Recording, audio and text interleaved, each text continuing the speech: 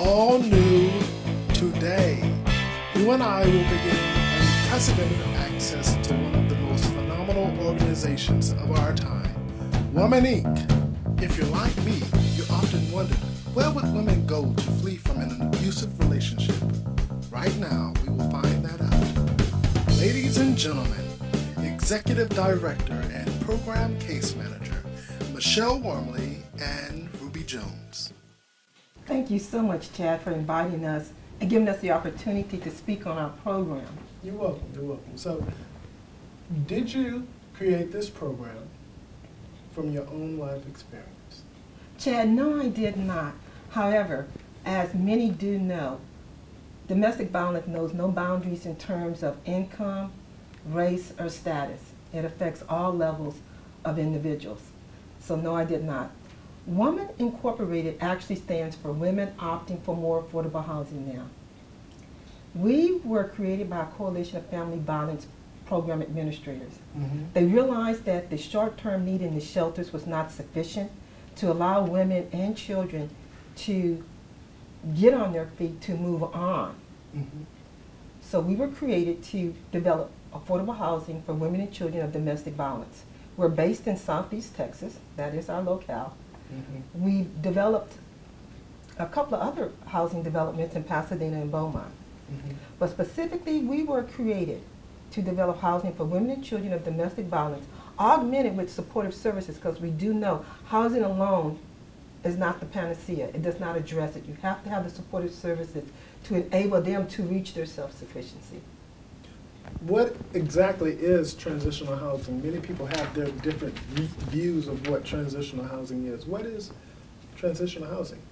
Transitional housing actually is an 18 to 24 month program that provides housing with supportive services. Just as I said, you cannot just have the bricks and mortars without the supportive services to enable these individuals to reach their potential towards self-sufficiency. Women who come into our program, the rules are already fine-tuned. We are set up with case managers throughout Texas. They have an idea, information of what our program consists of and what each client is expected to do. Each client signs a commitment to go with the rules of Beacon Place, and they also sign a statement that they will follow our community policies, which are put in place for the protection of our little small community that we have here at Beacon Place. So if the residents abide by these two commitments and these policies that they sign before even entering the program, they usually are very successful with the program. Now, Ruby, through the case management, do you not also establish short-term and long-term goals? That's also is asked before entering the program. We give them a list. We ask for a list of short-term goals, and then we'll ask for 3 long-term goals. The short-term goals are usually something that they can take care of within a month. The 1 to 2, 3 goals when they first enter into the program. Long-term goals are goals that they wish to reach after they've been here, say about 6, 7 months. They start on their long-term goals, such as trying to get into college, pass college courses. Even, you know, if they don't succeed in passing a course, they get a chance to try again. So those are long-term goals. But ultimately, they are expected to save a portion of their monthly income, right? And they will set a goal of financial independence at that maximum stay of 24 months. Yes. It's like when they get in the program, Chad, they really have to hit it running, because it is amazing how quickly 24 months can just go right on by. And that's why it's so important for them to get on track. And that is Ruby's goal. She follows them and maintains them and helps them, because anyone coming from that type of environment will go through bouts of success and failures while even in the program, right, Ruby? Right. So she monitors that as well. But the ultimate goal is for them to become able to pay affordable rent and their child care. Again, it's all about self-sufficiency. Right. Michelle, what would the community need to provide to support a better program to help these women here? What do they need to provide? Chad, today nonprofits can always benefit from volunteerism and, of course, monetary contributions. But the volunteerism creates a bond between the family and the community, which oftentimes lasts way beyond their stay at Beacon Place. Mm-hmm. At present, we've been wanting to put together a community garden. We feel this would be beneficial to the bonding between the mother and the children, as well as provide a nutritional benefit for the residents as a whole, community. Right, right. So anyone that has any expertise and resources, we certainly welcome you to come. We would like to also update our playground equipment. It's in need of a little tender loving care. And the children do enjoy and benefit from it. So we would love to upgrade it and or replace it. Those are just amongst a few things, but we invite all to come to Beacon Place. We would love to take you on a tour. And if it so moves you to come back and volunteer and or contribute with a monetary donation. So you do have volunteers here? Yes, we do. What provisions have you made for the women here? What provisions? Provisions. Boy, that sounds so sterile. What do we do to help them, to help themselves? I think that's what, I would want to put it like that. Because part of what Ruby does on an ongoing basis, she gives TLC all the time. Yeah. That's the provision of case management, counseling. We provide them with child care assistance if and when requested, rental assistance, and by that, by right of being in the program, they are eligible for vouchers, housing assistance payments with the Housing Authority. We have parenting skills, life skills, home buying education programs, job skills improvement, and advocacy. We believe our program is suited for single women with children to be empowered and free from public assistance. It is our mission to provide financial and emotional support to these women leaving abusive situations and other related at-risk groups. We paid for tuition and for books at Galveston Community College. So you paid for tuition? Yes, we have. We paid for books. We purchased uniforms for the Certified Nursing Assistance Program. We purchased medical prescriptions. We provided funds for transportations. Wow. We've also enabled residents when they've had problems with their cars to get their vehicles repaired free. We have free. Again, because of our reputation and what the surrounding agencies know we're trying to do, they know their mission reflects our mission, helping others to help themselves. So, yes, we've enabled residents to have their cars repaired free of charge. And we've been so fortunate that there are volunteers in the community that will help us as such. We've also have an on-site pantry as well as clothing. You know, we have many appreciative and successful residents who are currently still residing here and who've gone on and graduated from the program. But because of their positive experiences here with the community in Beacon Place and Ruby's mentoring and guidance, they've decided to stay in the community.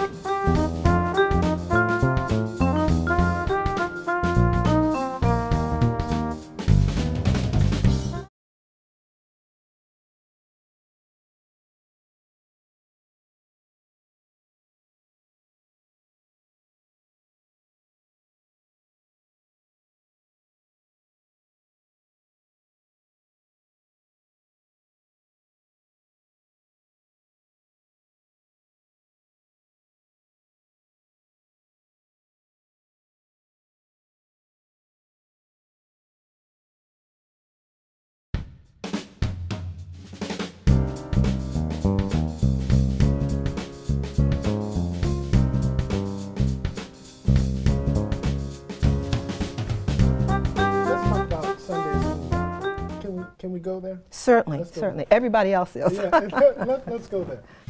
On Sunday, February 24th, 2013, Galveston's altruistic Beacon Place was presented in the most darkest light.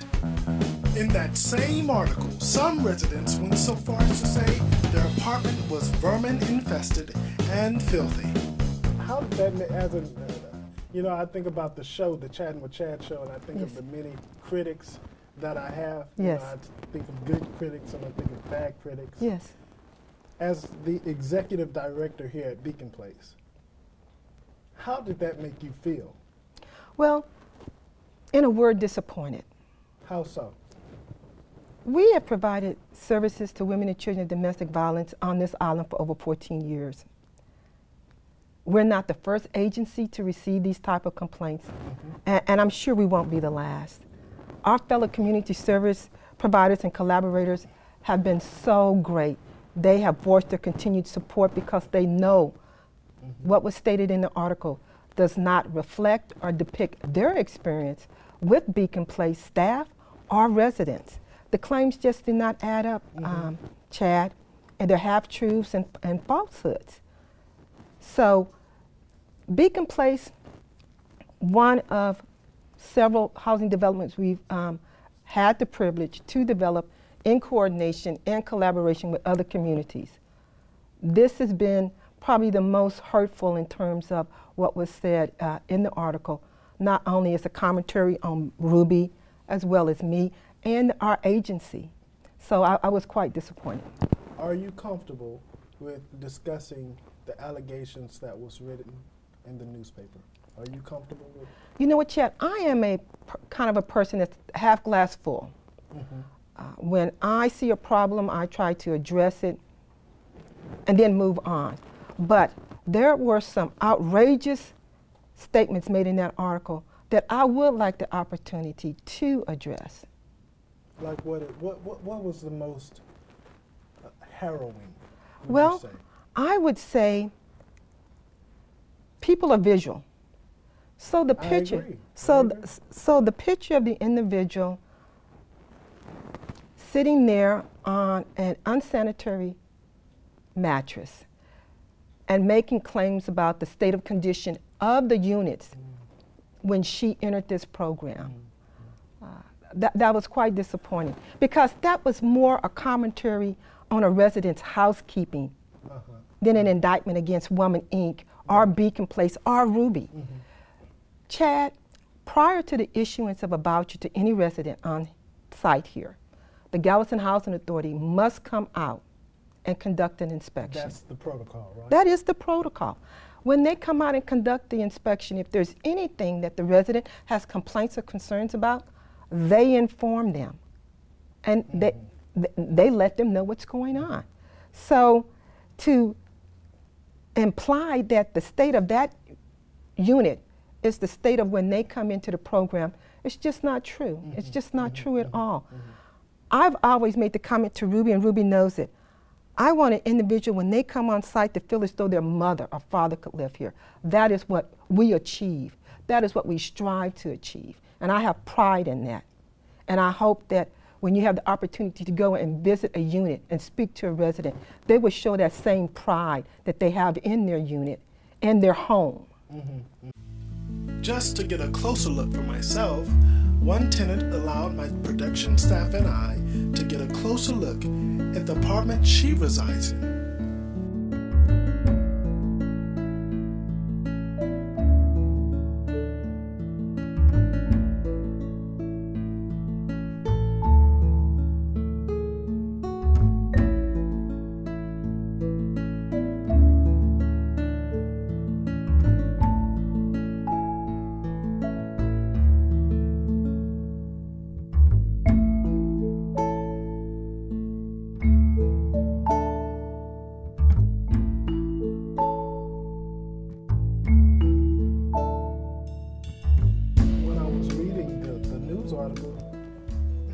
Pictures were so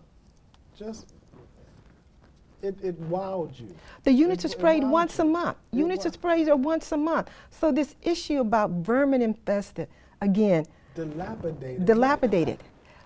Each resident is provided a work order form. If something is damaged or needs repair in the unit, they have the forms to submit it. Normally, anything that is not of an emergency nature is repaired within 24 to 72 hours. I mean, and that's protocol of any apartment complex in the private sector. So our stances are no different than any other apartment complex if one were to go to it.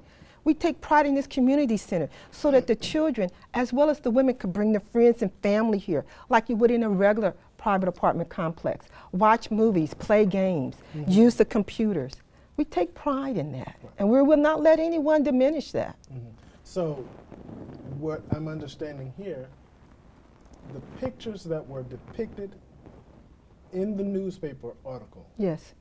are really not that terrible looking. The pictures depicted in the newspaper article bear no resemblance to the unit when a resident enters this program. Beautifully said. What do you believe, what is it about Beacon Place that makes you proud as the executive director? What is it about Beacon Place that makes you proud? When a mother and child exit the program and they are violence-free, having achieved residential stability, the mother increasing her income and skills, and having acquired an inner sense of greater self-determination, knowing that they can go out and they have control over their destiny, and that they are now self-sufficient and can be contributing members of their community. You know, I was reading, I got in touch with a former resident here, and this is what they had to say. She allowed me to state her name. She says, I, Maria Tovar, was part of this program in 2007 to 2008. Maria, Yeah. yes. Maria Remember Tovar. her, remember her, remember her. This is what she said. I personally think the program is very helpful. It helped me and my kids in every kind of way, especially to start my life and knowing that there is support groups and programs that care and help. It helped me with housing, parenting classes, counseling, most of all, shelter, when I did not have anywhere to go. You see, Chad, please note that the few residents that are making the complaints and claims now against Women Inc., they do not represent the majority of the women that are still on site, again, as well as those that have graduated the program, who are pursuing very vital lives and pursuing their endeavors. Those individuals are not representative of the clients that benefit from the program now and in the future. We are the only program of this nature on this island providing any kind of long-term housing. Only one. The only one here? Providing this type of housing to women and children of domestic violence, long-term housing. At this juncture, we're the only one. You have shelters and you have other programs that incorporate families, but they are not specific to the specific needs regarding counseling, again, for our women and children of domestic violence, sexual assault. It runs the gambit. That is what makes it different from some of the other housing programs on the island.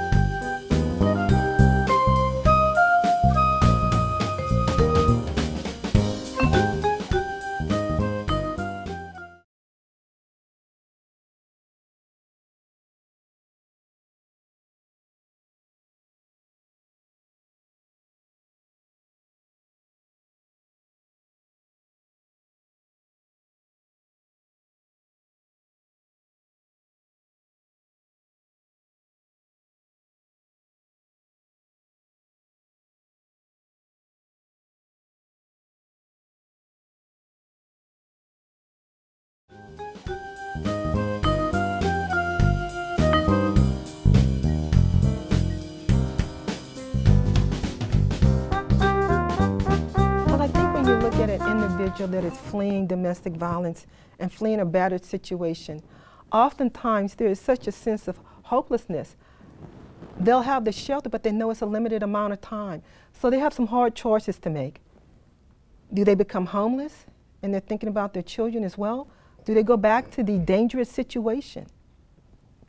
So when they're having to conceive of all these choices, what do I do? What is best to provide housing and shelter for my child and myself? Housing, I think, for anyone is probably our most expensive outlay.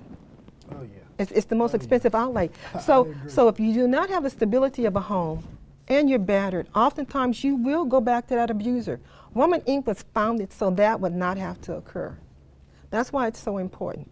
Ruby, her dedication in working with this particular population over the many years, she can speak better to it, but I just know her heart, and it is a calling with her. You have to be a certain kind of a person to work with these, to work with this particular population and the children.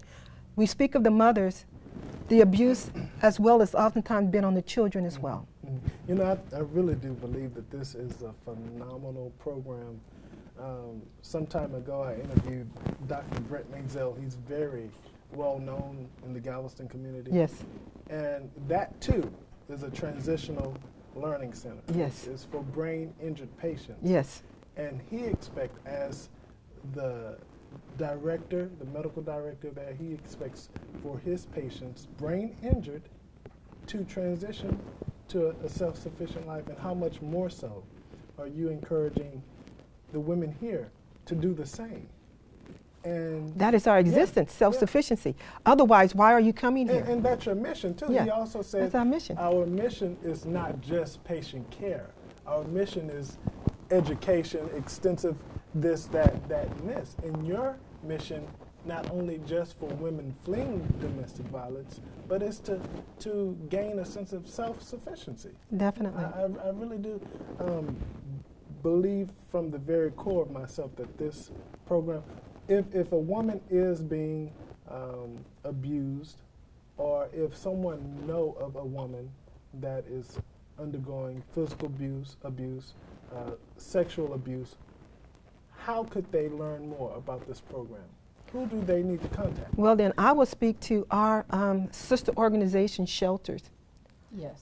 Contact them Shelters? first. Shelters. They have hotlines. So oftentimes the women might be fearful of leaving the house. How do they leave the house? What is it they need to do? The shelters are the front line. Okay. Shelters are the front line. And then the shelters in turn will assess where they're at in terms of their needs. And that's when the transitional housing comes in place. But sister organizations, the domestic violence hotlines, local shelters, again, all the community service providers around here, we are very collaborative. We are one big family. And I have to, again, give praise to the wonder of service providers on this island and how we work together to make sure that we're helping each other provide the services that are needed for each of our populations, because ultimately we're all interdependent. They're our beneficiaries, we're their beneficiaries. So there's a synergy there. Right. The two women who agreed to get interviewed asked my producers not to reveal their faces and not to tell their real name. If Beacon Place did not exist, where would you be? Either still at the shelter, or I probably would have had to move with family. How are you benefiting from this program here at Beacon Place? I feel like it's helping me get on my feet to when, before I came here, I didn't have anything. And I kind of look at it as like a stepping stone. Do you? Mm-hmm. Do you feel safe here? Yes, I do. You do. When you first saw this Beacon Place as soon to be home, what did you think? Because when you're living in a shelter and they tell you you're going to transitional living, you think of, well, at least I did. I thought of a rinky-dink little home or something, a little shack or something that they were moving me into, because I know that it's funded by other people, so that's what I assumed. But when I saw it, I was very happy. So you are happy here? Yes. So how would you put in words, how would you express to Miss Ruby Jones, the program case manager, how you really feel about her as a case manager? She's helped me a whole lot. And I can't say anything negative about her. I really can't. She's helped me so much. Really? Yes. So I just want to thank her, the whole program actually, because without them, I don't know where I would be. Ruby, what is your hope for every woman that enters Beacon Place? You know, we can have a hope for someone. What is your hope for these women? I'll tell you this, Chad. Each time a new family is referred, we are elated. We are just happy because, you know, this is a new start for this family. The children, we look at the kids and the faces of the kids, and like I say, each family is different. I sat down and talked with the mom. Look, we're going to get you through this. We are here for you, and you know, just if we can get, you know, domestic violence, usually the woman, they are sort of afraid, so they want to go back to what they are used to. You're just comfortable going back to what you're used to. So if Beacon Place, whatever we are doing here, they stay beyond that 3 months. After that 3 months, 6 months, that 6 months, here you go a year. We did a good thing because they have actually got the courage to stay away from the situation that they came from. And so when they leave, we hope that they have that courage to maintain out there, to get, and we look at the kids, the kids grow. When they come to a safe place where they're happy, they don't have to be afraid, they can laugh, they can play, that's the enjoyment that we have, and we just hope the best for them. It is so neat to see the mothers and the children, just the joy on their face, saying, we're going to go walk down by the beach. We're going to take a picnic basket, and we're going to take a beach towel. How much more conducive environment if one had to know that we're just a couple of 100 yards from the seawall, and I can come back to this safe environment, and my children is in a violence-free zone. Violence-free. Violence-free. Violence-free. Drug-free. Drug-free. Wow. You know, I think about a Maya Angelou poem when I think about Beacon Place and think about you as heroines. I think about the residents are the heroines because they made the decision to come here and to get out of that abusive situation. And that's true, Chad, because but Ruby is a heroine. If they choose to stay, if they choose to hear the voice that we are trying to tell them, we're trying to help. If they listen, they succeed. But we can't get them all to listen. Now it's not 100%. And I think about Brent Maisel too. He said in his own interview, he said, we're not going to have all successes. No. Unfortunately, we give our best, but he says we're not going to have all successes. And you're going to have, but I think about Maria Tovar. She is now brings a smile to my face. Yes. A manager to the same company, Transitional Learning Center. I think that's very. I feel proud. I feel proud. I feel proud. Yeah. I feel proud. mean, you know. I feel proud of her. I feel proud of the guidance and mentoring that Ruby provided to enable her to complete the program and to continue to strive to improve herself once she left the program. Right. And I'm going back to the Maya Angelou poem, I think it's fitting in with Woman Inc. because she says, and this is how you all are doing, you make women proud to spell their name, WOMAN. Thank you, Chad. Inc. Thank you. Thank you. Thank you. May I also tell them, not only would we like to invite them to Community Center, please feel free to go to our website. And what is the website? www.womaninc.us. And again, please feel free to come. We love to have you volunteer, and certainly monetary contributions are accepted. Thank you. Thank you so much. Thank you. Thank you. What I've learned from Michelle Wormley and Ruby Jones here at Beacon Place is they put their all in what they do and all in every woman that enters Beacon Place. Not only do they encourage each woman and child to succeed, but also to excel. Until we meet again, everybody. Bye-bye.